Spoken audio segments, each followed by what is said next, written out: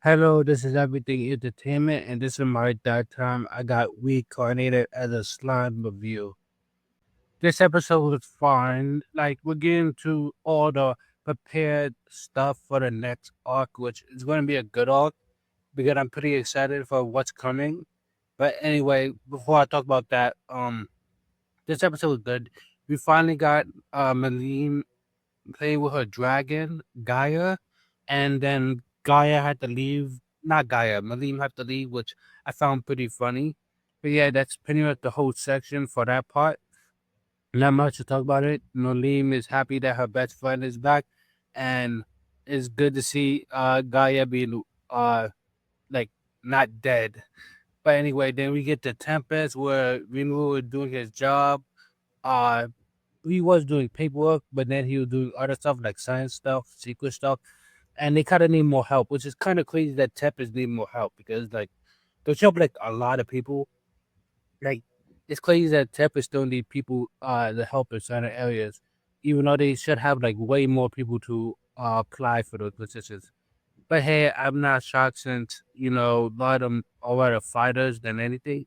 So yeah, while we will do that, he gets an unexpected guest from Dino, the Demon Lord. We met Dino back in season two, like the last couple episodes where we were fighting Clayman.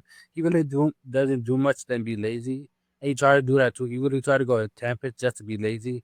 We were not having that, but then yet again we were forced to have Dino there, which because Guy pretty much said take care of Dino, which yeah, you can't really disobey Guy. You could, but you shouldn't. So yeah, Dino's there, but unlike what Dino expected, he's out there at work, which got a remote for sticking to his guns. But then we get more comedy with Rimu, Veldora, and Ramiris talking about how they like they need more help, but they also want the bodies to go faster for the dryad so they can move around freely. Like Ramiris really does care about the dryad. Wait, so Rimu just waves his hands and said you gotta have the bodies, which yeah, he doesn't really need a thousand bodies. He probably need like 700, 800 at most.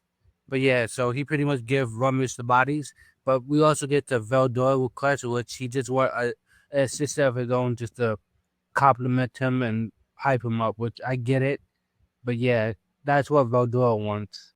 Which led to him getting Ifrit, the fire spirit that Ringu ate that became a woman, which half jokes aside, it's Veldora messing with him.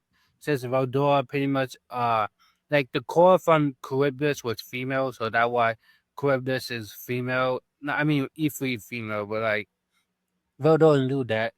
So the fact that he still allowed it made it funny, which yeah, it was funny seeing that. Like Ifrit becoming a woman was funny. Rimu and Ifrit bond, talk about how a handful Veldor is and everything about Caesar apparently because Ifrit do have regrets about Caesar, which he should. Like what he did to Caesar was messed up, or what he did to Caesar was messed up. Like generally, Caesar didn't have the worst life, but Ifrit could have made it easier. Like the fact that Ifrit talked about Dora, like I don't fully understand the whole Ifrit and Shizu scenario. So my apologies if I get that wrong, but from what I know is Ifrit was unnecessarily violent and instead of coexisting the best way possible, he pretty much made Shizu life a living hell, which I get it. It's a it's a world where you have to be strong and pretty much like, be careful, but come on, Ifri, you could be better than that.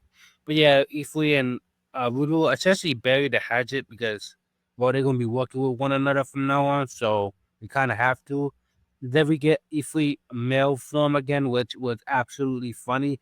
But the fact that he could switch between male and female, his male form being better for fire, but his female form better for wind, is absolutely funny. Like that was gold.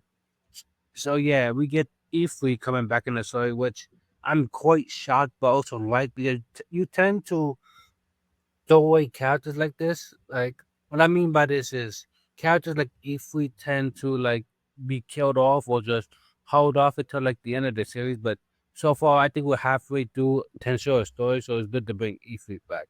And Ifrit now part of Tempest, which is a good thing as of now because if we bring a lot of firepower, pun not intended, like a lot of power to Tempest that they kind of need, and being named by Veldora gives him her them even more power. So yeah, it's good to see Ifrit back. Yeah, Ifrit in the side stories of like Tensor, like Diary, was completely funny, and I'm glad that they are back in the mix. So even for we end the episode with essentially the Dryads getting their bodies and now being to freely go around the world however they want, even though I really doubt they'll just go around traveling. It just is good that they have more mobility to do what they want, more freedom instead of being stuck in one location. So respect Rimuru for giving them that much freedom. Also, we end the episode with that. We move Chiran and Diablo going out to get the uh three primordials, like the demoness primordials, genuinely we saw that coming from the movie, from the OVA, from the other movie, mostly with the purple one. So yeah, they're going to be recruited by uh Rimuru and well recruited by Diablo and then enticed by Rimuru, which I'm excited to see. So yeah, that's pretty much the episode. Before I wrap up my conclusion, I'm going to talk about the OP and ED. Those are new ones. Okay, hot take. This is the weakest OP we got of Tensura. Don't get me wrong, it's still like a 6, 7 out of 10. But it takes like 40 minutes for me specifically for it to get the hype in. And then once it get in, it goes hard. But yeah, this is the weakest OP of Tensura. The visuals are nice, don't get me wrong. And it's a lot of better than random shonens. But it doesn't just it doesn't feel, this felt like more of a side OVA OP than a main one. If this was like the OP they use in the OVA, that already gave it way more parts, but it feels off seeing this OPN. It's the weakest one. I still enjoy it, but it's clearly the weakest one. Now to talk about the ED, the ED is good mostly because I can't even say animation, maybe stock like animation if that makes sense. That's very good.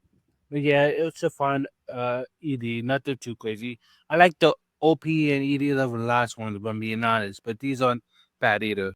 To wrap up this whole episode, it's a good episode of Tensura. Not much to really talk about. Like it's not a bad episode. There's not one bad episode in Tensura. Maybe kind of boring ones and how ones that we usually watch, but not bad episodes. And I'm actually way more excited for the next one above everything else. But that's when we get like the Demoness trio, the primordials come in, and I'm excited for them to appear. So yeah, if you like the video, please like, comment, and subscribe, and have a good day.